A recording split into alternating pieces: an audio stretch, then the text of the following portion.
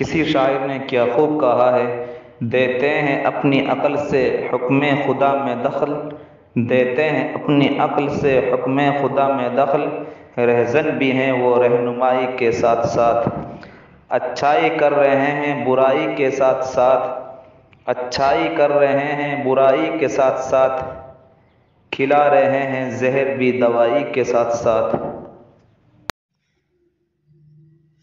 نحمدہ ونصلی علی رسول الکریم، اما بعد۔ مروجہ تبلیغی جماعت کی بے اعتدالیاں اور اس کے ذمہ داروں کی طرف سے حد درجہ غلو پر مبنی بیان بازیاں دنیا میں آشکار ہو چکے ہیں۔ ایسا محسوس ہونے لگا ہے کہ شاید اب اس جماعت کی خود ساختہ تقدس معابی کا شیش محل چکنا چور ہو کر رہ گیا ہے اور اس کی من گھڑت کشفیوں رویائی عظمت و عصمت کے جھوٹے قصے کہانیوں کا بازار ٹھنڈا پڑ جائے گا۔ اتنا ہی نہیں، پتہ نہیں کتنے صاحب جبہ و دستار کے علم و فضل پر سوال یا نشان لگے گا اور ان کی علمی فکری کجروی کی داستانیں سپرد کرتاس کی جائیں گی۔ کتاب و سنت سے صریح انحراف اور آیات و حدیث میں باطلہ تعویلات کا ایک طویل سلسلہ آئینہ ہو کر ہر خاص و عام کو کتاب و سنت کی طرف مراجعت کرنے پر مجبور کرے گا۔ ہر خاص و عام کو کتاب و سنت کی طرف مراجعت کرنے پر مجبور کرے گا۔ کما قال اللہ تعالی ما کان اللہ لیذر المؤمنین علی ما انتم علیہ حتی یمیز الخبیث من الطیب۔ اللہ ایمان والوں کو ان کی حالت پر یوں ہی نہ چھوڑے گا جب تک کہ خبیث کو طیب سے الگ نہ کر دے۔ یہ اللہ کا وعدہ ہے اور ہو کر رہے گا۔ وہ علماء کرام جو اب تک خاموشی کی تصویر بنے بیٹھے تھے، ان کی مہر سکوت ٹوٹے گی اور ذمہ داریوں کا احساس انہیں جھنجھوڑ کر بیدار کر دے گا۔ وہ اپنے فرض منصبی سے عہدہ برآں ہونے کے لیے حق کی حقانیت اور باطل کا بطلان واضح کریں گے اور شریعت محمدی کے صاف و شفاف آئینے میں لگی گرد و غبار صاف کر کے خدا اور رسول کے نزدیک سرخ رو ہوں گے انشاءاللہ۔ الحمدللہ وہ وقت آ چکا ہے کہ اب دودھ کا دودھ اور پانی کا پانی الگ ہو کر رہے گا۔ علم و عمل پر گرد و غبار کی جمی ہوئی تہیں صاف ہو جائیں گی اور ایمان و یقین کے نام پر پھیلائی گئی بدعات کا خاتمہ ہو جائے گا۔ عادت اللہ یہی ہے کہ باطل کو آخرکار اپنی تمام سیاہ کاریوں کے ساتھ پسپا ہونا پڑتا ہے اور حق کی روشنی چاروں طرف پھیل کر رہتی ہے۔ کون جانتا تھا کہ تبلیغی جماعت دین کے کام پر ایک فتنہ برپا کرے گی؟ کسے معلوم تھا کہ بانی جماعت حضرت مولانا محمد الیاس صاحب کو کشف و الہام کے نام پر نبی مان لیا جائے گا اور جملہ اکابر علماء دیوبند کی تعلیم سے آنکھیں بند کر لی جائیں گی اور غلبہ حال میں سرزد ہونے والی ان کی تمام علمی و فکری بھول چوک کو ایک مقدس نام دے کر ساری دنیا میں پھیلا دیا جائے گا۔ جماعت تبلیغ کو حق و باطل کا معیار گردانا جائے گا۔ اسے کشتی نوح قرار دے کر جو اس میں شریک ہوا وہ کامیاب اور جو علیحدہ رہا اسے ناکام و نامراد قرار کر دیا جائے گا۔ مدارس و خانقاہ اور علماء ربانیین و مشائخ کاملین کی دینی خدمات کی برملا تحقیر و توہین کی جائے گی اور ان کے وجود مسعود کو اپنے غیر شرعی مشن کے لیے رکاوٹ سمجھ کر علماء و مدارس کے خلاف ذہن سازی کی جائے گی۔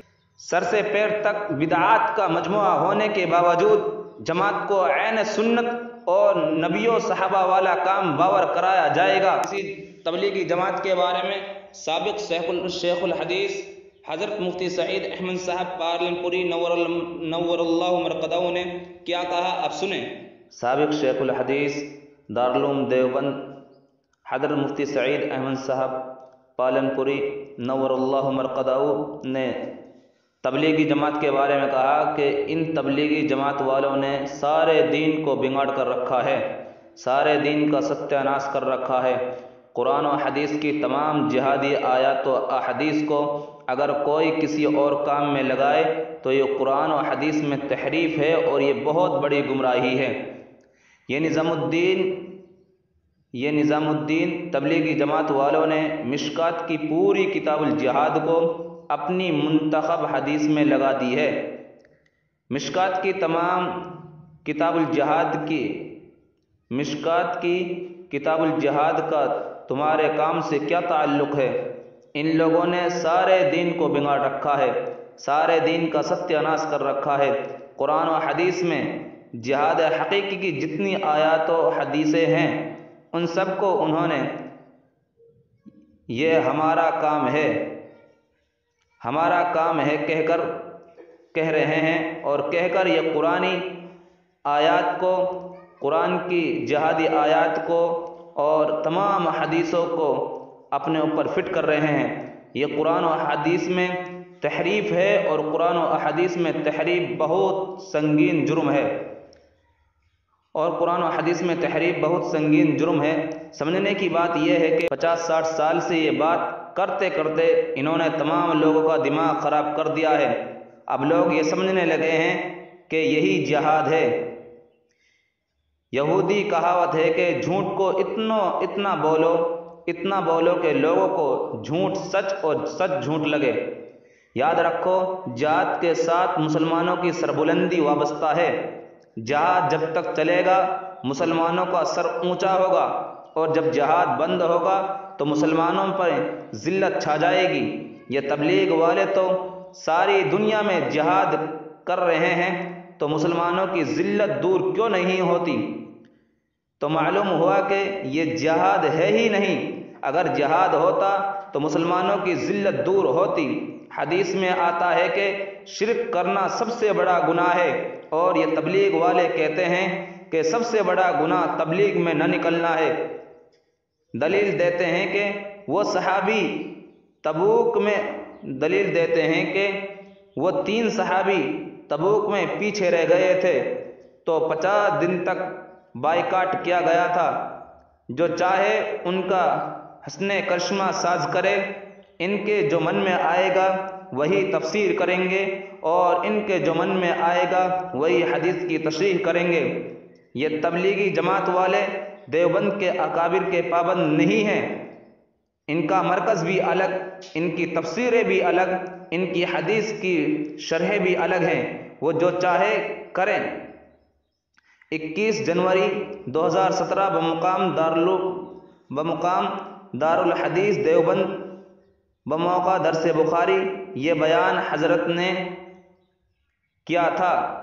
اپنے شاگردوں کو یہ بات بتائی تھی کہ تبلیغی لوگ جہاد کی جتنی آیات ہیں اور جتنی احادیث ہیں ان کو اپنے اوپر فٹ کرتے ہیں، اور علماء کرام ہم کو روکتے ہیں تحریف اسلام سے، اور تبلیغی احباب سمجھتے ہیں کہ علماء کرام ہم کو روکتے ہیں تبلیغ اسلام سے۔